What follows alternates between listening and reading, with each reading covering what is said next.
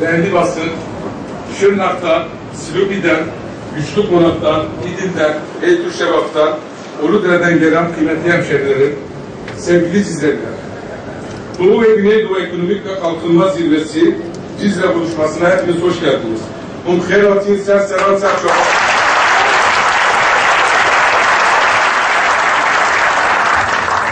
Değerli misafirler, Cizre'nin insanlığa verilen ikinci bir şans olduğu tarihsel metinlerde, Tevrat'ta ve Kur'an'da biliyoruz.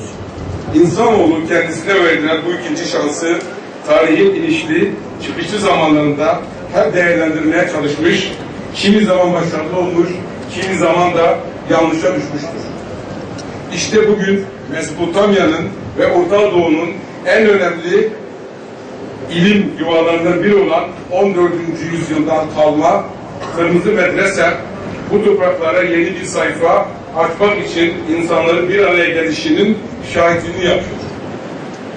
Ahmed Efendi'nin Orta Doğu bölgesinin tamamında dillere destan Mem-i aşklarının filizlendiği şehir olan Cizre, aynı zamanda bilgisayar ve süperlatif bilimin temellerini atan ünlü alim İsmail Liz de Cizre'lidir. Tarihte zamanın çok ötesinde ilim adamları yetiştiren ve bu toprakların Dicle'nin suladığı bereketli toprakların tarih boyunca yoğun bir ilgiyle karşılaşmıştır. Değerli konuklar, hepimiz aynı gemideyiz. Bu buluşma Nuh'un gemisinin bizlere aktardığı bir mirasın, yenilemenin, yeni bir sayfa açmanın, yeni bir şans vermenin buluşmasıdır.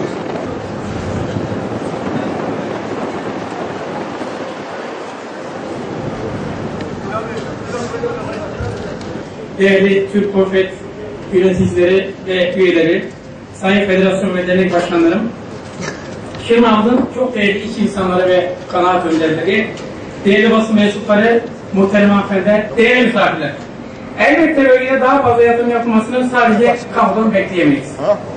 Sürdürülebilir olan özel sektörün yatırım yapmasıdır. Şimdi hiç vakit kaybetmeden demokrasimizi takip edecek adımlar atmalıyız. Bunun için hedefimiz anayasanın siyasi partilerin ve seçim yasalarının daha gelişmiş bir demokrasi yapısıyla uyumlu olarak değişmesidir. Değerli konuklar, değerli basın mensupları, sevgili Şırnaklılar, sevgili Cizreliler, hepinizi şahsım ve TÜSİAD adına saygıyla selamlıyorum. Burada Şırnak'ta, Cizre'de TÜSİAD üyesi iş adamı dostlarım, arkadaşlarımla birlikte sizlerle bir arada olmaktan mutluluk duyuyoruz, heyecan duyuyoruz. Engin misafirperverliğiniz ve bize yaşattığınız bu coşku için hepinize çok teşekkür ederim. Bu sürecin ufku demokrasidir. Bu sürecin ufku barıştır. Bu sürecin ufku kardeşliktir. Ve bu nedenle çözüm sürecine başından itibaren destek verdik, vermeye devam edeceğiz ve süreci dikkatle izliyoruz. Biz de çözüme yatırım için buradayız. İstihdam göstergeleri, mali göstergeler, yaşam kalitesi göstergeleri ve erişilebilirlik göstergeleri. Tabii takdir edersiniz veri problemi çok ciddi şekilde var. Yani bu göstergelerin çoğu Türkiye için bile zor ve zamanlı ulaşılmasının zorlu ortadayken bu iller bazında bu verileri toplamakta çok